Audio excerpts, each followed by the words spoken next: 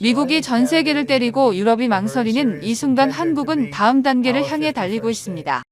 외교 전문가들은 예상대로 도널드 트럼프 대통령 이후 골치 아픈 일들이 생기기 시작했다면서 최근 러시아와 중국이 이웃 국가는 물론이고 이제 자신의 야육을 드러내기 시작했다고 말합니다. 그리고 유럽에서는 이제 더 이상 트럼프를 두고 볼 수만은 없다며 오히려 한국에게 긴급 제안을 했다고 합니다.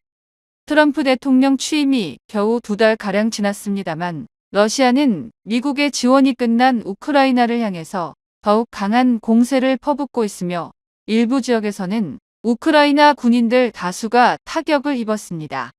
우크라이나 군은 지금까지 미군 등의 지원에 힘입어 3년 넘게 버텨왔지만 이제 미군 없이는 불가능한데요. 미군이 러시아의 위치와 군사기밀을 그대로 넘겨줬을 때와는 완전히 다른 모습인 것입니다. 일각에서는 트럼프 대통령이 진짜 완전히 손을 뗀다면 우크라이나가 순식간에 함락될 수 있는데 이 가운데 영국과 프랑스군 3만가량이 투입되면 유럽의 전쟁 위협이 최고조로 올라갈 수 있다고 합니다. 이런 것을 예상하고 프랑스 마크롱 대통령은 핵무기를 사용할 수 있다는 성명을 발표했으며 독일 차기 총리도 독일에서도 트럼프가 주동 미군을 빼내 간다면서 핵무장에 대해 간을 보고 있는 상태입니다. 그런데 유럽에서 미국 트럼프 행정부 1기 때와 다르게 2기 행정부에 대응하기 위한 방안들이 속속 등장하기 시작했습니다. 바로 미국 자체를 보이콧하자는 것인데요. 미국에서 생산하는 수많은 제품과 브랜드를 유럽산으로 변경해서 사용하자는 운동이 펼쳐지고 있는 것입니다. 캐나다에서는 같은 지리, 같은 역사와 문화 기반을 공유해온 미국을 형제 나라라며 친미 성향을 누구보다 보여준 국가였습니다. 하지만 이젠 바이 아메리카, 바이 캐나다 운동이 발생 중인데요. 트럼프 정부의 정책에 반대하며 분노한 캐나다 국민들은 미국산 불매운동을 펼치며 휴가도 미국을 제외하고 국내로 발길을 돌리고 있습니다. 심지어 마트에서 아예 미국산을 빼고 있는데요. 이런 운동은 멕시코는 물론 파나마 등 중남미에서도 불이 번지고 있습니다. 북유럽 언론 르몽드는 보이콧 아메리카 운동이 유럽에서도 동참 중이라며 심상찮은 EU의 분위기를 집중 조명하고 있습니다. 트럼프의 유럽 때리기에 기분 나쁜 EU 국가들이 하나둘 참여를 하기 시작했는데요. 그러면서 유럽에서는 한국을 나토는 물론 G7 멤버로 편입하자는 말이 나오고 있습니다. 최근 유럽 싱크탱크에서는 한국이 G7에 가입해서 G9을 만들어야 한다고 했습니다. 왜 G9이 되냐면 호주까지 포함되어서 모두 9개국이 G9을 이뤄야 한다는 뜻인데요. 그러면서 트럼프의 유럽 때리기에 기분이 상한 EU에서는 많은 제품들을 미국산을 사용하지 않을 수 있으나 방위산업만큼은 현재 한국이 단연 1왕이라고 생각하기 때문입니다. 3월 6일 폴란드 안제이 두다 대통령은 폴란드가 구매한 한국한 무기들에 대해 극찬을 아끼지 않았습니다. I w Korei Południowej z bardzo prostej przyczyny w Korei Południowej. Otóż okazało się, że partnerzy koreańscy są w stanie dostarczyć. 두다 대통령의 발언은 한국 방산 잠재 수출에 매우 중요한 이정표라 할 수 있습니다. 역사상 최대 규모였던 한풀 방산 계약에서 당사자인 폴란드 대통령이 최고의 거래라고 전 유럽에 공언한 것은 한국산 제품에 대한 확신을 줄 수 있습니다. 우리가 물건을 구매할 때도 그 물건을 구매해본 사람의 리뷰를 보듯 폴란드가 한국 무기를 직접 인증해 준 것입니다. 폴란드처럼 방산 무기를 구매하고 항상 좋은 소리만 하는 것은 아닙니다. 독일산 레오파르트 전차를 구매한 헝가리, 체코, 노르웨이에서는 좋은 소리는커녕 납기가 느리다며 아예 납품 자체가 이루어지지 않는다. 가격이 초기와 달리 높아졌다라는 볼멘 소리가 나오고 있는 상황입니다. 유럽 내에서 구매를 많이 한 전차가 레오파르트일지는 몰라도 평점 좋은 전차는 한국산 K2 전차라는 것입니다. 특히 안제이 두다 대통령의 한국 방산 언급 당시 마르크 러터 사무총장 역시 고개를 끄덕이며 연신 맞장구를 치는 모습을 볼 수 있었습니다. 마르크 러터는 취임 직후 열린 공동회의에서 유럽의 방산 역량의 강화를 요구하며 절대 한국을 배척해서는 안 된다고 한국을 언급한 적이 있습니다. 그는 유럽의회 외교위원회에서 폴란드, 루마니아, 에스토니아가 한국 무기를 산다며 유럽은 방산 기업들이 속도와 가격에서 한국에 밀리고 있다고 시작하였는데요. 결국 리터 총장과 두다 대통령 모두 나토 회원국들에게 국방비 지출을 늘리라 압박하였고, 두다 대통령은 더 세부적으로 그 국방비로 한국 무기를 구매해서 유럽에 시급한 안보 문제를 해결하자고 실리적으로 외치고 있는 것입니다. 유럽에서 최고 영향력을 지닌 지도자들이 이러한 공통의 발언을 한 데에는 다 이유가 있습니다. 그동안 유럽은 행동이 아닌 말뿐인 안보 구축을 해왔기 때문입니다. 유럽연합은 우크라이나에 포탄 100만 발을 지원하겠다고 했지만 7개월이 지나 30만 발만 전달했습니다. 에스토니아 총리와 리투아니아 외교장관은 북한이 러시아에 100만 발 넘게 보냈는데 우리는 뭐 하냐며 답답함을 토로하기도 했습니다. 이유는 느린 생산 속도와 유럽산만 쓰자는 고집 때문에 안보 강화가 지지부진한 상태입니다. 포탄의 경우도 유럽 내 방산업체의 생산품만 사용하도록 법안이 체결됨에 따라 자국 비축량마저 바닥이 보이기 시작했습니다. 방산계약 특성상 선수 주후 제작이 기본이라 한동안 멈춰있던 유럽 내 공장들이 생산 라인을 갑자기 늘리기는 어려운 일입니다. 라인메탈 같은 유럽 방산업체들은 15년 이상 투자 보장이 없으면 생산량을 늘리기 힘들다고 대놓고 말하고 있는데요. 함부로 생산 라인을 확충했다가 종전 후 수요가 급감하게 되면 부담은 온전히 기업 입장에서 지기 때문입니다.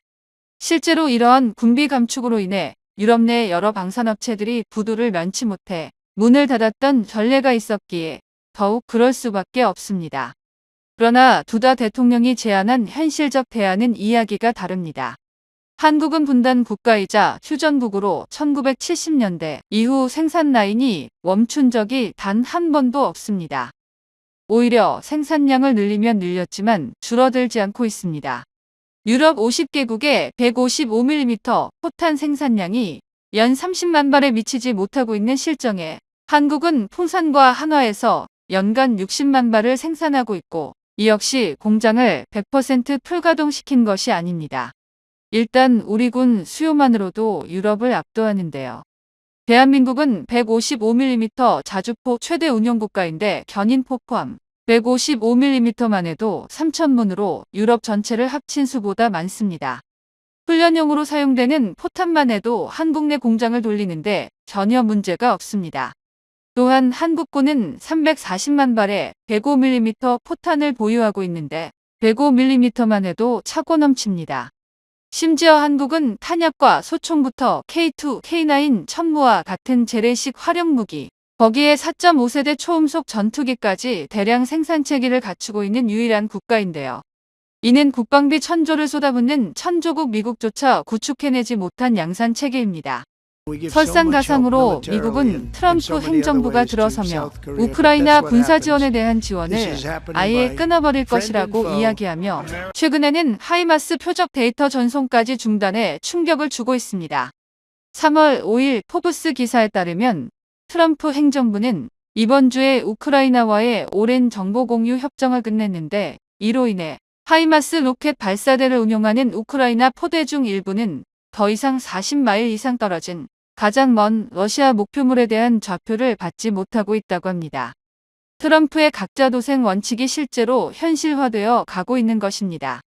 이제 유럽이 선택할 수 있는 옵션은 거의 없어지고 있는데요.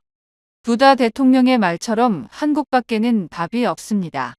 우선 미국 언론에서는 한국 K2에 대해서 집중 조명하며 이것 때문에 나토 무장은 러시아로서 끔찍한 전망이라는 진단을 했습니다. 에이브럼스의 기고문에서 지난 3월 폴란드 육군이 배포한 사진은 한국산 K2 흡표 전차로 실탄 사격을 연습하는 장면을 담았다며 이는 이 전차들이 작년 7월 주문한 지 불과 8개월이란 짧은 시간 안에 놀라운 속도로 실전 배치됐음을 보여준다고 말했습니다. 이어 한국의 방위산업 기반은 특히 육상 장비 생산은 여러 척도로 봤을 때 나토군 호원 장비를 생산하는 국가 중 가장 건실하다며 이는 서구의 전반적인 전투력에 매우 가치 있는 지점이라고 평가했습니다. 한국이 직접 우크라이나에 군수 지원을 하고 있지는 않지만 경쟁력 있는 한국 방위 산업의 존재가 서방국의 우크라이나 전력 지원 능력을 배가시키고 있다는 설명입니다. 특히 독일은 물론이고 프랑스 등 유럽 국가들 대부분 군수물품 생산을 서두르고 있는데 이제 미국을 배제하고 유럽은 한국산 탱크나 자주포 등을 도입해야 된다고 주장하고 있습니다. 한국에서 또다시 전차 부대가 도착했다. 지난 3월 10일 폴란드 그디니아 항구에 12대의 K2 전차가 도착하였습니다. 지난달 21일 14대의 K2 전차를 인도받고 불과 18일 만에 12대의 전차를 또 인도받은 것인데요. 현재까지 폴란드에 인도된 K2 전차의 총 수량은 무려 96대, 2022년 8월 25일 첫 10대의 K2 전차를 인도받고 불과 920일 만에 96대 전차를 인도받아 9일마다 한 대씩 탱크를 인도받은 것입니다. 폴란드 현지 네티즌들은 놀람을 넘어 이젠 한국만 보면 고맙다고 인사를 한다고 하는데요. 일각에서는 무슨 자동차 납품하는 것 같다라며 빠른 납기에 놀라워하고 있는데 폴란드 전 정부 국방부 장관 부아슈차크는 한국산 무기를 계약하는데 성공했고 그 덕에 빠르게 인도되고 있다고 전했습니다. 그러면서 러시아 우크라이나 전쟁이 푸틴에게 유리하게 끝날 것으로 보이면서 이 계약이 더욱더 소중하게 여겨지고 있습니다. 이번 폴란드 새 정부에서 한국산 무기에 대해서 전면 재검토하겠다는 등 K2 전차 2차 계약에 대해서 계속 미루는 행태를 보여 전 정부의 결정이 전적으로 옳다는 것이 입증되고 있습니다. 이번에 바뀐 폴란드 정권은 방산 무기보다 먹고 사는 민생에 국방비를 써야 한다고 주장했지만 지금 시점에서 가장 중요한 것은 방산 무기라는 것을 뒤늦게 깨닫고 자세를 바꾸고 있습니다. 그러면서 폴란드에서도 이젠 현 정권이 K2 전차 2차 계약에 대한 실체가 드러나고 있는데요. 최근 폴란드 매체에 따르면 친독 성향의 폴란드 현 집권 여당과 방산업체 PGZ가 K2 전차 2차 계약에 현대로템이 제시한 가격이 비싸다며 태클을 걸고 있습니다. 국방부 장관이자 폴란드 인민당 소속인 코시니아 카미시는 K2 단가가 1,300만 유로, 한화로 약 200억 원인데 폴란드화하면 1,700만 유로, 한화로 260억 원으로 뛴다면서 한국군은 900만 유로, 130억 원에 사는데 이건 터무니없다라고 불만을 터뜨렸습니다. 그러면서 이런 조건으로 계약 못한다며 재차 협상을 치르겠다고 선언하였는데요. 얼핏 보면 뭔가 맞는 말처럼 보이기도 합니다. 하지만 조금만 생각해보면 이건 말도 안 되는 소리라는 것을 알 수 있는데요. 수출품이 국내 도입품보다 비싼 것은 너무나 상식적이고 이는 한국뿐만 아니라 모든 국가가 동일한 상황입니다. 오히려 현재는 코시니아 카미시 국방부 장관이 너무나 세부적으로 가격을 공개해버려서 역으로 된통당하고 있습니다. 현대로템이 제시한 가격을 알게 된 폴란드 네티즌들과 폴란드 군사 전문가들은 절대 비싼 게 아니라면서 오히려 현 폴란드 집권 여당과 국방부를 비판하고 있는데요. 최근 폴란드 군사 전문가는 자신의 SNS에 다음과 같은 글을 적었습니다. 과연 K2PL이 정말 터무니없이 비싼가? 전차 한 대당 1,700만 유로라는 금액은 높아 보일 수 있지만 시장을 빠르게 분석하고 지역 내 다른 무기 계약과 비교해보면 이 가격이 정당하고 경쟁력 있는 수준임을 알 수 있습니다. 오히려 폴란드군을 위한 K2 계약을 무산시키려는 쪽에서 누가 이득을 보려는지를 묻는 것이 더 타당할 것 같습니다. 다른 계약과 비교해보면 알 수 있는데요. 체코는 레오파르트 2A8 한 대당 약 3천만 유로, 460억 원을 지불했습니다. 오스트리아도 레오파르트 2A8 한 대당 약 3천만 유로를 지불했고 독일 연방군은 자국산 레오파르트 2A8에 약 2,600만 유로를 지불했는데 폴란드는 동급 이상의 K2PL을 1,700만 유로를 지불한다면 이는 훨씬 저렴한 것입니다. 이 사례들은 수출용 전차가 제조국에서 구매하는 것보다 항상 더 비싸다는 점을 분명히 보여줍니다. 그럼에도 불구하고 폴란드에 제한된 K2 가격은 유럽 시장의 다른 최신 전차에 비해 상당히 경쟁력 있는 것을 알 수 있습니다. 또한 지금까지의 경험을 보면 단가에는 차량 자체뿐만 아니라 광범위한 물류 및 훈련 패키지가 포함됩니다. 승무원 및 기술 인력 훈련, 서비스 지원 및 예비 부품 훈련, 시뮬레이터 등 이 모든 것이 계약의 실질적 가치를 높여 완전한 전투 준비 태세를 보장합니다. 특히나 K2PL의 장점 중 하나는 잠재적으로 빠른 계약 이행입니다. K2 납품은 거의 즉시 시작 가능한데요. 레오파르트의 경우 체코 등 다른 국가의 사례를 보면 대기 시간이 10년 이상 걸릴 수 있습니다. 빠른 납품은 폴란드 방어 능력의 즉각적인 강화를 의미하는데 지정학적 상황을 고려할 때 이행 시간의 차이는 매우 중요합니다. 거기다가 한국은 기술 이전까지 제공해 줍니다. 이는 폴란드방이 산업을 발전시키고 미래의 잠재 수출 가능성도 제공해 주는데요. 이러한 장기적 이익은 계약의 총가치를 평가할 때 고려해야 합니다. 특히 폴란드는 총 1000대의 K2 전차 구매를 계획 중인데 대규모 주문으로 더 유리한 가격 조건이 가능합니다. 초기 180대 K2PL 계약보다 이후 장기 협력으로 후속 물량의 단가를 절감시킬 수 있습니다.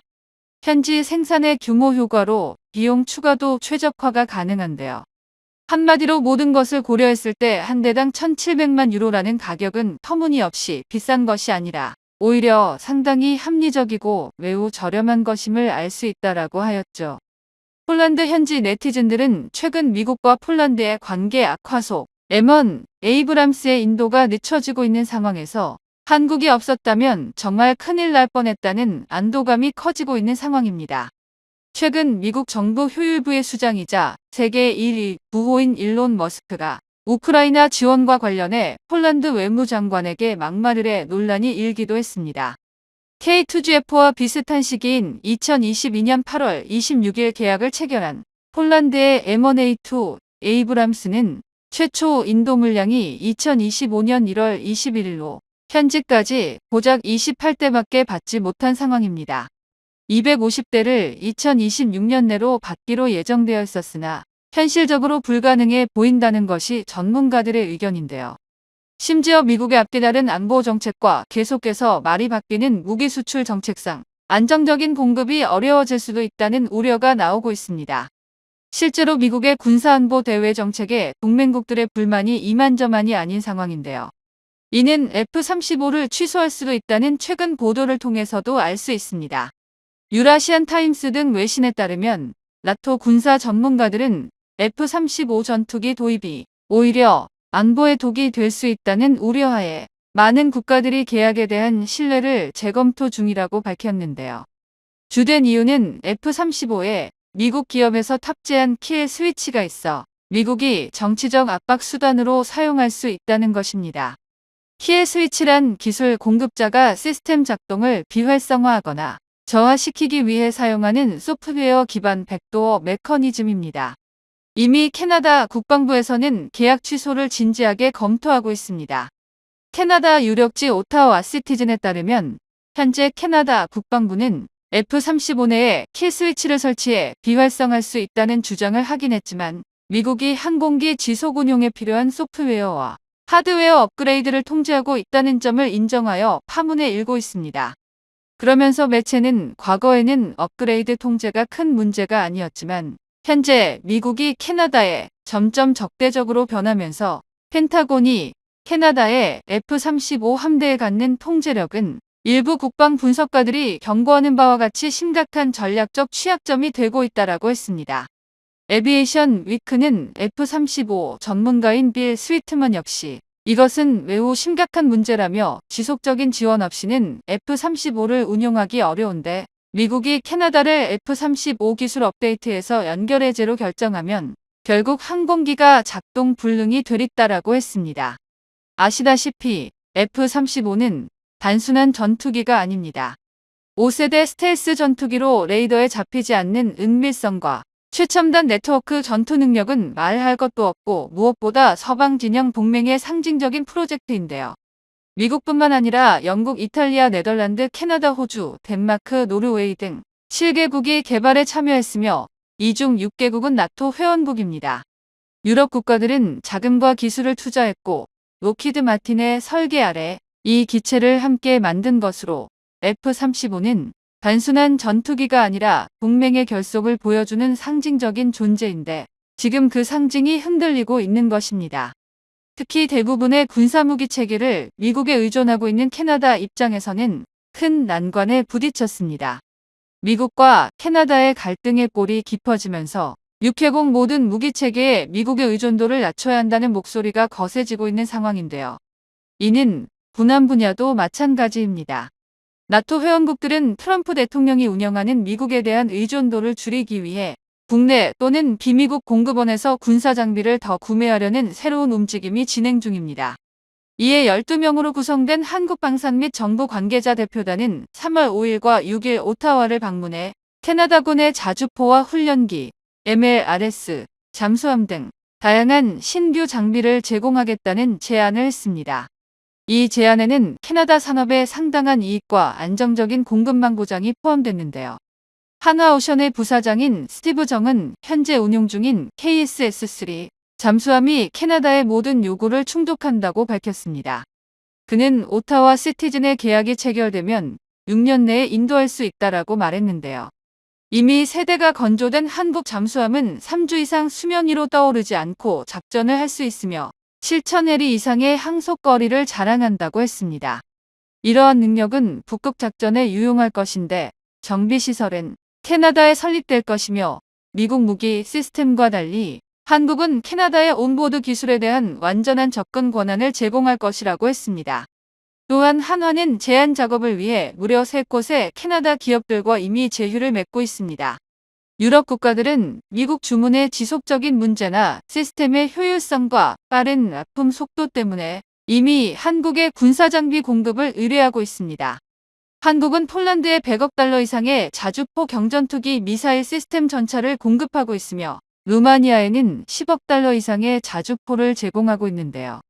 이 거래에는 현지 일자리 창출을 촉진하기 위해 해당 국가의 생산 공장을 짓는 것도 포함됩니다. 특히 캐나다 해군 신형 잠수함 사업의 유력 후보인 KSS-3는 캐나다 해군의 가장 큰 변화를 만들 것으로 기대되고 있는데요. 바로 한화오션만이 지니고 있는 강점과 KSS-3의 독특한 특성 때문입니다. KSS-3는 척당 약 8,500억 원으로 미국의 버지니아급 잠수함이나 프랑스의 바라쿠다급보다 저렴합니다. 캐나다의 60조 원 예산으로 최대 12척 보입 시 작은 경제적 부담 대비 엄청난 잠수함 한 대를 구축할 수 있습니다.